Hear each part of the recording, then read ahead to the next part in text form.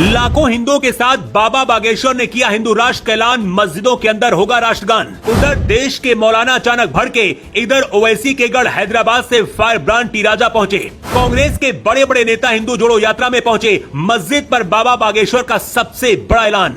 लाखों हिंदुओं को अपने साथ लेकर निकले, बाबा बागेश्वर का नया ऐलान सुनकर बवाल मच गया है। कांग्रेस के जिस मुख्यमंत्री ने कभी हिंदुओं को आतंकवाद से जोड़ा था, उनका बेटा भी अब बाबा बागेश्वर की यात्रा में पहुंचकर जय श्री राम के नारे लगा रहा है। उधर ओवैसी भाईजान के गढ़ हैदराबाद से फायर ब्रांड टी राजा के उतरने से खलबली मच गई है। संजय दत्त से लेकर अक्षरा सिंह, ग्रेट खली से लेकर कन्हैया मित्तल तक शामिल हो रहे हैं। लेकिन जब से मस्जिद के अंदर राष्ट्रगान कराने का ऐलान बाबा बागेश्वर ने किया है, देश भर में मौलाना और मौलवी भड़क गए हैं। लेकिन उससे पहले तस्वीर देखिए। मध्य प्रदेश में कांग्रेस के मुख्यमंत्री रहे दिग्विजय सिंह के बेटे जयवर्धन सिंह है।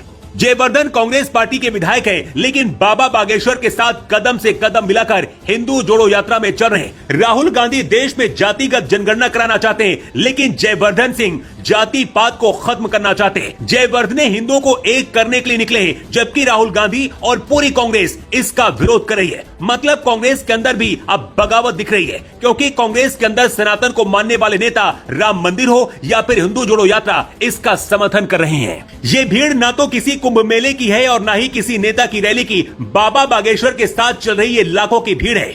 अपनी यात्रा के दौरान मस्जिदों के अंदर राष्ट्रगान कराने का ऐलान करके पंडित धीरेन्द्र शास्त्री ने नया बवाल मचा दिया है। धीरेन्द्र शास्त्री ने कहा कि जिस तरह से मंदिरों में राष्ट्रगान बजता है, उसी तरह से मस्जिदों में भी राष्ट्रगान बजना चाहिए। इससे देशभक्त और देशद्रोहियों की पहचान होगी। इसी दौरान बागेश्वर बाबा ने कहा कि बाबर और अकबर के शासनकाल में इन लोगों ने काशी विश्वनाथ मंदिर को मस्जिद घोषित कर दिया। जहां पर श्री कृष्ण प्रकट हुए थे, वहां पर एक मस्जिद बना दी गई। 160 किलोमीटर की इस यात्रा का मकसद क्या है, धीरेन्द्र शास्त्री ने ये भी बता दिया है। हिंदुओं को एकजुट करने के लिए ये यात्रा निकाली जा रही है। इस यात्रा के माध्यम से हिंदुओं के बीच में जाति मतभेद, छुआछूत, अगड़े और पिछड़े का फर्क मिटाने का भी काम करेंगे। पंडित धीरेन्द्र शास्त्री ने कहा है कि भारत को हिंदू राष्ट्र बनाना होगा। भारत को जगाने का, भारत के हिंदुओं को उनका गौरव बताने का, उनका मान सम्मान बताने का उद्देश्य इस देश के हिंदुओं में ऊर्जा भरने का है। टी राजा साउथ में बीजेपी का वो चेहरा है जो कट्टरपंथियों के लिए काल बना हुआ है। हैदराबाद में अकेले देश के दुश्मनों पर भारी पड़ रहे हैं। अब बाबा बागेश्वर की यात्रा में भी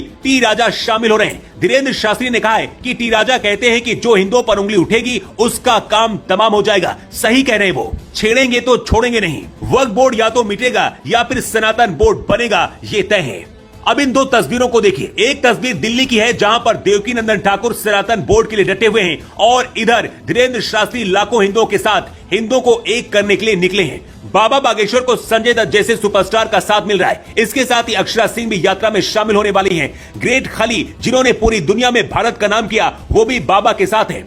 ऐसे में अगले 9 दिन में देश में बहुत कुछ बदलने वाला है। इस यात्रा से मौलाना भड़के हैं और कांग्रेस के अंदर भी खलबली मची हुई है, क्योंकि दिग्विजय सिंह के विधायक बेटे खुद बाबा बागेश्वर के साथ चल रहे हैं। पंडित धीरेन्द्र शास्त्री ने कहा है, हम चाहते हैं कि 100 करोड़ वाले हिंदुओं के देश में कम से कम 1 करोड़ हिंदू सड़कों पर हों। अभी हिंदू पूरी तरह से जगह नहीं है। कई लोगों के पेट में इसके लिए दर्द हो रहा है। हिंदुओं की देश में नई क्रांति आएगी। अपने बच्चों को वैदिक शिक्षा, देवी गीता रामायण के प्रति जागरूक करें। अपने बच्चों के दिमाग में विचार दें, किताब दें, गीता और रामायण देकर बच्चों को महान बनाएं और हिंदुओं के खिलाफ लव जिहाद करने वालों को देश से निकाला जाए।